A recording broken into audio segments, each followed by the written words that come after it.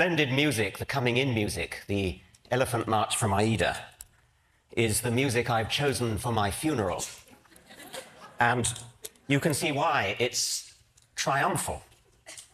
I won't feel anything, but if I could, I would feel triumphal at having lived at all, and at having lived on this splendid planet, and having been given the opportunity to understand something about why I was here in the first place before not being here. Can you understand my quaint English accent? Like everybody else, I was entranced yesterday by the animal session, Robert Full and Franz Lanting and others, the beauty of the things that they showed. The only slight jarring note was when Jeffrey Katzenberg said of the Mustang, the most splendid creatures that God put on this earth. Now, of course, we know that he didn't really mean that, but in this country at the moment, you can't be too careful. I'm a biologist, and the central theorem of our subject, the theory of design, Darwin's theory of evolution by natural selection, in professional circles everywhere, it's of course universally accepted. In non-professional circles outside America, it's largely ignored. But in non-professional circles within America, it arouses so much hostility that it's fair to say that American biologists are in a state of war. The war is so worrying at present, with court cases coming up in one state after another, that I felt I had to say something about it. If you want to know what I have to say about Darwinism itself, I'm afraid you're going to have to look at my books, which you won't find in the bookstore outside. Contemporary court cases often concern an allegedly new version of creationism called intelligent design, or ID. Don't be fooled. There's nothing new about ID. It's just creationism under another name. Rechristened, I choose the word advisedly, for tactical political reasons. The arguments of so-called ID theorists are the same old arguments that have been refuted again and again since Darwin down to the present day. There is an effective evolution lobby coordinating the fight on behalf of science, and I try to do all I can to help them, but they get quite upset when people like me dare to mention that we happen to be atheists as well as evolutionists. They see us as rocking the boat. You can understand why. Creationists, lacking any coherent scientific argument for their case, fall back on the popular phobia against atheism. Teach your children evolution in biology class, and they'll soon move on to drugs, grand larceny, and sexual perversion. In fact, of course, educated theologians from the Pope down are firm in their support of evolution. This book, Finding Darwin's God, by Kenneth Miller, is one of the most effective attacks on intelligent design that I know, and it's all the more effective because it's written by a devout Christian. People like Kenneth Miller could be called a godsend to the evolution lobby, because they expose the lie that evolutionism is, as a matter of fact, tantamount to atheism. People like me, on the other hand, rock the boat. But here I want to say something nice about creationists. It's not a thing I often do, so listen carefully. I think they're right about one thing. I think they're right that evolution is fundamentally hostile to religion. I've already said that many individual evolutionists, like the Pope, are also religious, but I think they're deluding themselves. I believe a true understanding of Darwinism is deeply corrosive to religious faith. Now, it may sound as though I'm about to preach atheism, and I want to reassure you that that's not what I'm going to do. In an audience as sophisticated as that, as this one, that would be preaching to the choir. No, what I want to urge upon you... Instead, what I want to urge upon you is militant atheism.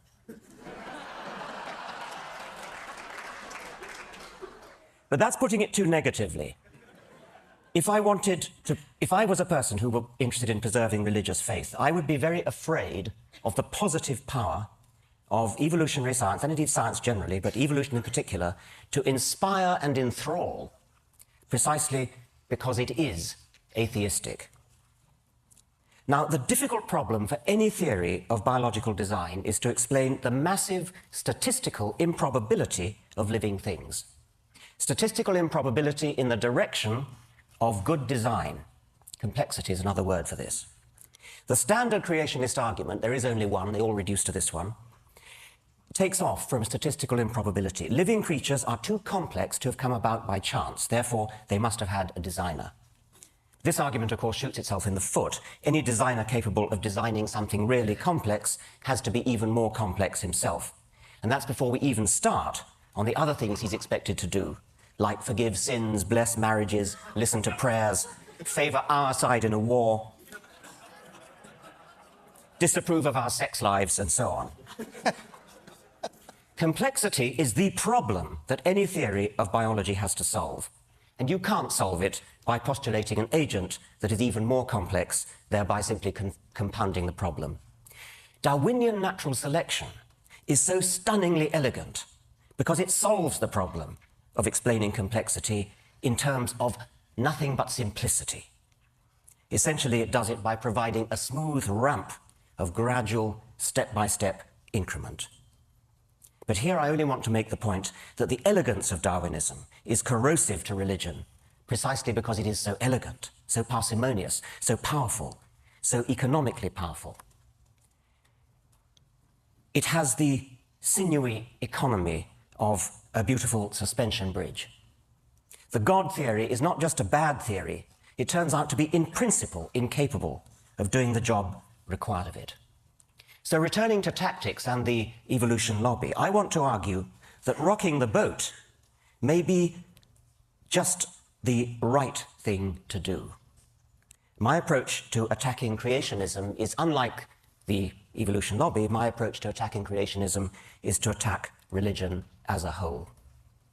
And at this point, I need to acknowledge the remarkable taboo against speaking ill of religion. And I'm going to do so in the words of the late Douglas Adams, a dear friend who, if he never came to TED, certainly should have been invited. He was? He was, good. I thought he must have been. He begins this speech, which was tape-recorded in Cambridge shortly before he died.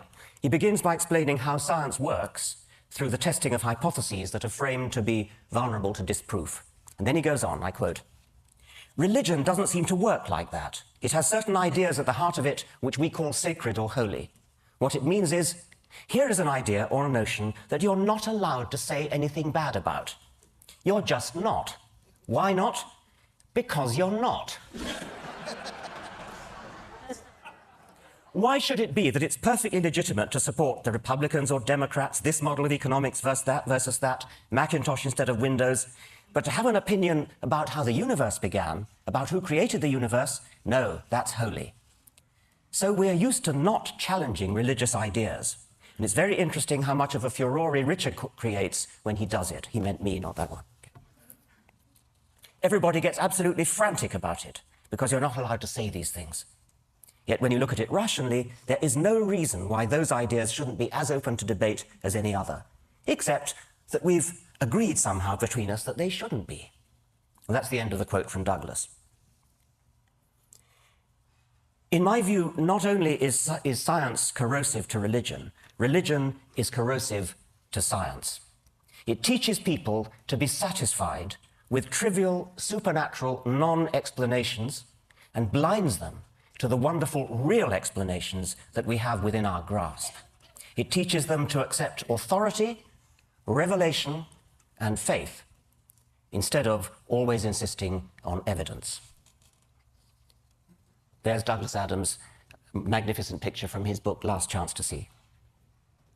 Now, there's a typical scientific journal, the Quarterly Review of Biology, and I'm going to put together, as guest editor, a special issue on the question, did an asteroid kill the dinosaurs? And the first paper is a standard scientific paper presenting evidence. Iridium layer at the KT boundary, potassium-argon dated crater in Yucatan, indicate that an asteroid killed the dinosaurs. Perfectly ordinary scientific paper. Now, the next one. The President of the Royal Society has been vouchsafed a strong inner conviction that an asteroid killed the dinosaurs. It has been privately revealed to Professor Huxtane that an asteroid killed the dinosaurs. Professor Haldley was brought up to have total and unquestioning faith that an asteroid killed the dinosaurs. Professor Hawkins has promulgated an official dogma binding on all loyal Hawkinsians that an asteroid killed the dinosaurs. That's inconceivable, of course. But suppose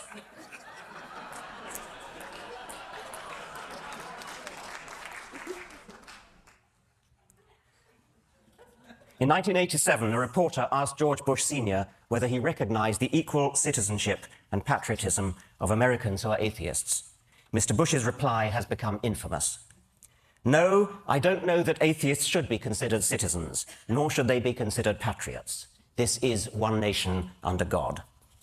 Bush's bigotry was not an isolated mistake blurted out in the heat of the moment and later retracted. He stood by it in the face of repeated calls for clarification or withdrawal. He really meant it. More to the point, he knew it posed no threat to his election. Quite the contrary. Democrats, as well as Republicans, parade their religiousness if they want to get elected. Both parties invoke one nation under God. What would Thomas Jefferson have said? Incidentally, I'm not usually very proud of being British, but you can't help making the comparison.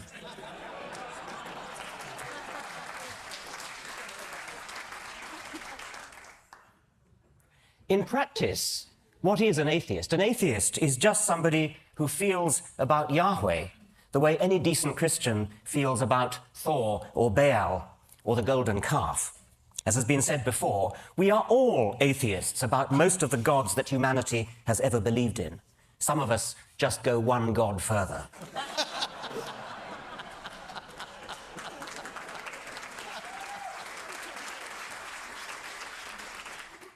And however we define atheism, it's surely the kind of academic belief that a person is entitled to hold without being vilified as an unpatriotic, unelectable non-citizen. Nevertheless, it's an undeniable fact that to own up to being an atheist is tantamount to introducing yourself as Mr. Hitler or Miss Beelzebub. And that all stems from the perception of atheists as some kind of weird, way-out minority. Natalie Angier wrote a rather sad piece in The New Yorker saying how lonely she felt as an atheist. She clearly feels in a beleaguered minority. But actually, how do American atheists stack up numerically? The latest survey makes surprisingly encouraging reading. Christianity, of course, takes a massive lion's share of the population, with nearly 160 million. But what would you think was the second largest group, convincingly outnumbering Jews, with 2.8 million, Muslims with 1.1 million, Hindus, Buddhists, and all other religions put together? The second largest group, with nearly 30 million, is the one described as non-religious or secular. You can't help wondering why vote-seeking politicians are so proverbially overawed by the power of, for example, the Jewish lobby. The State of Israel seems to owe its very existence to the American Jewish vote, while at the same time consigning the non-religious to political oblivion. This secular non-religious vote, if properly mobilized, is 9 times as numerous as the Jewish vote. Why does this far more substantial minority not make a move to exercise its political muscle? Well, so much for quantity. How about quality? Is there any correlation, positive or negative, between intelligence and tendency to be religious?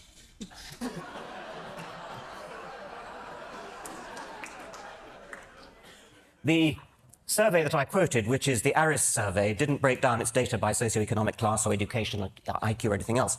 But a recent article by Paul G. Bell in the Mensa magazine provides some straws in the wind. Mensa, as you know, is an international organization for people with very high IQ.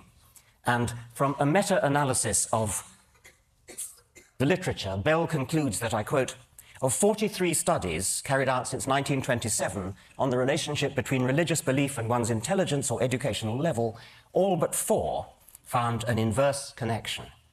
That is, the higher one's intelligence or educational level, the less one is likely to be religious. Well, I haven't seen the original 42 studies, and I can't comment on that meta-analysis, but I would like to see more studies done along those lines. And I know that there are, if I could put a little plug here, there are people in this audience easily capable of financing a massive research survey to settle the question. And I put the suggestion up for what it's worth. But let me now show you some data that have been properly published and analysed on one special group, namely top scientists. In 1998, Larson and Whittam polled the cream of American scientists, those who've been honoured by election to the National Academy of Sciences. And among this select group, belief in a personal God dropped to a shattering 7%. About 20% are agnostic, and the rest could fairly be called atheists. Similar figures obtained for belief in personal immortality. Among biological scientists, the figure's even lower. 5.5% only believe in God. Physical scientists, it's 7.5%. I've not seen corresponding figures for elite scholars in other fields, such as history or philosophy, but I'd be surprised if they were different. So we've reached a truly remarkable situation, a grotesque mismatch between the American intelligentsia and the American electorate. A philosophical opinion about the nature of the universe, which is held by the vast majority of top American scientists, and probably the majority of the intelligentsia generally, is so abhorrent to the American electorate that no candidate for popular election dare affirm it in public. If I'm right, this means that high office in the greatest country in the world is barred to the very people best qualified to hold it, the intelligentsia, unless they're prepared to lie about their beliefs. To put it bluntly, American political opportunities are heavily loaded against those who are simultaneously intelligent and honest.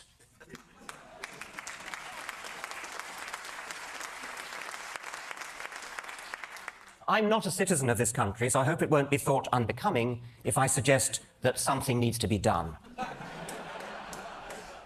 I've already hinted what that something is. From what I've seen of TED, I think this may be the ideal place to launch it. Again, I fear it will cost money. We need a consciousness-raising, coming-out campaign for American atheists. This could be similar to the campaign organised by homosexuals a few years ago, although heaven forbid that we should stoop into public outing of people against their will.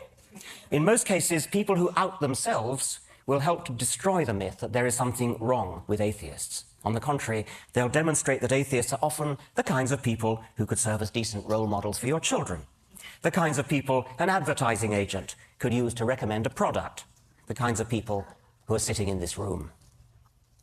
There should be a snowball effect, a positive feedback, such that the more names we have, the more we get.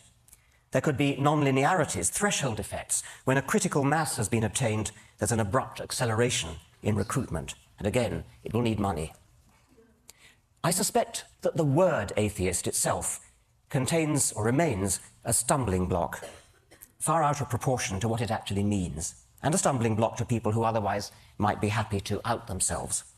So what other words might be used to smooth the path, oil the wheels, sugar the pill? Darwin himself preferred agnostic, and not only out of loyalty to his friend Huxley, who coined the term. Darwin said, "I have never been an atheist in the same sense of denying the existence of a God. I think that generally an agnostic would be the most correct description of my state of mind." He even became uncharacteristically tetchy with Edward Aveling. Aveling was a militant atheist who failed to persuade Darwin to accept the dedication of his book on atheism, incidentally giving rise to a fascinating myth that Karl Marx tried to dedicate Das Kapital to Darwin, which he didn't. It was actually Edward Aveling. What happened was that Aveling's mistress was Marx's daughter, and when both Darwin and Marx were dead, Marx's papers became muddled up with Aveling's papers, and a letter from Darwin saying, "My dear sir, thank you very much, but I don't want you to dedicate your book to me," was mistakenly supposed to be addressed to Marx. And that gave rise to this whole myth, which you've probably heard, it's sort of urban myth, that Marx tried to dedicate Capital to Darwin. Anyway, it was Aveling, and when they met, Darwin challenged Aveling. "Why do you call yourselves atheists?" "Agnostic," retorted Aveling, "was simply atheist writ respectable, and atheist was simply agnostic writ aggressive." But Darwin complained, "But why should you be so aggressive? Darwin thought that atheism might be well and good for the intelligentsia, but that ordinary people were not, quote, ripe for it, which is, of course, our old friend, the don't rock the boat argument.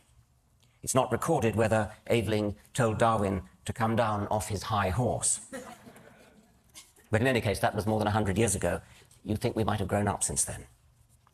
Now, a friend, an intelligent, lapsed Jew, who incidentally observes the Sabbath for reasons of cultural solidarity, describes himself as a tooth fairy agnostic.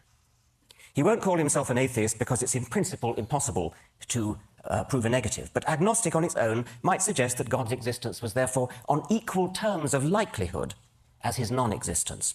And so my friend is strictly agnostic about the tooth fairy, but it isn't very likely, is it? Like God. Hence the phrase tooth fairy agnostic. Bertrand Russell made the same point using a hypothetical teapot in orbit about Mars. You strictly have to be agnostic about whether there is a teapot in orbit about Mars, but that doesn't mean you treat the likelihood of its existence as on all fours with its non-existence. The list of things which we strictly have to be agnostic about doesn't stop at tooth fairies and teapots, it's infinite. If you want to believe one particular one of them, unicorns or tooth fairies or teapots or Yahweh, the onus is on you to say why. The onus is not on the rest of us to say why not. We who are atheists are also a-fairyists and a-teapotists. But we don't bother to say so. And this is why my friend uses tooth fairy agnostic as a label for what most people would call atheist. Nonetheless, if we want to attract deep down atheists to come out publicly, we're going to have to find something better to stick on our banner than tooth fairy or teapot agnostic. So how about humanist? This has the advantage of a worldwide network of well-organized associations and journals and things already in place. My problem with it is only its apparent anthropocentrism. One of the things we've learned from Darwin is that the human species is only one among millions of cousins, some close, some distant. And there are other possibilities like naturalist, but that also has problems of confusion because Darwin would have thought naturalist. Naturalist means, of course, as opposed to supernaturalist, and it is used sometimes. Darwin would have been confused by the other sense of naturalist, which he was, of course, and I suppose there might be others who would confuse it with nudism.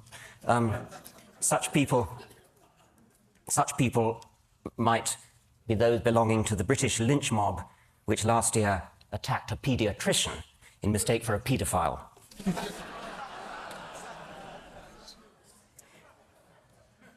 I think the best of the available alternatives for atheist is simply non-theist. It lacks the strong connotation that there's definitely no God, and it could therefore easily be embraced by teapot or tooth fairy agnostics. It's completely compatible with the God of the physicists. When atheists like Stephen Hawking and Albert Einstein use the word God, they use it, of course, as a metaphorical shorthand for that deep, mysterious part of physics which we don't yet understand. Non-theist will do for all that. Yet unlike atheist, it doesn't have the same phobic, hysterical responses. But I think, actually, the alternative is to grasp the nettle of the word atheism itself, precisely because it is a taboo word, carrying frissons of hysterical phobia. Critical mass may be harder to achieve with the word atheist than with the word non-theist, or some other non-confrontational word. But if we did achieve it with that dread word, atheist itself, the political impact would be even greater. Now, I said that if I were religious, I'd be very afraid of evolution. I go further. I would fear science in general, if properly understood. And this is because the scientific worldview is so much more exciting, more poetic, more filled with sheer wonder than anything in the poverty-stricken arsenals of the religious imagination. As Carl Sagan, another recently dead hero, put it, how is it that hardly any major religion has looked at science and concluded, this is better than we thought? The universe is much bigger than our prophets said, grander, more subtle, more elegant. Instead, they say, no, no, no, my God is a little God, and I want him to stay that way. A religion, old or new, that stressed the magnificence of the universe, as revealed by modern science, might be able to draw forth reserves of reverence and awe hardly tapped by the conventional faiths. Now, this is an elite audience, and I would therefore expect about 10% of you to be religious. Many of you probably subscribe to our polite cultural belief that we should respect religion. But I also suspect that a fair number of those secretly despise religion as much as I do. If you're one of them, and of course many of you may not be, but if you are one of them, I'm asking you to stop being polite, come out and say so. And if you happen to be rich, give some thought to ways in which you might make a difference. The religious lobby in this country is massively financed by foundations, say nothing of all the tax benefits, by foundations such as the Templeton Foundation and the Discovery Institute. We need an anti-Templeton to step forward. If my books sold as well as Stephen Hawking's books, instead of only as well as Richard Dawkins' books, I'd do it myself. People are always going on about, how did September the 11th change you? Well, here's how it changed me. Let's all stop being so damned respectful. Thank you very much.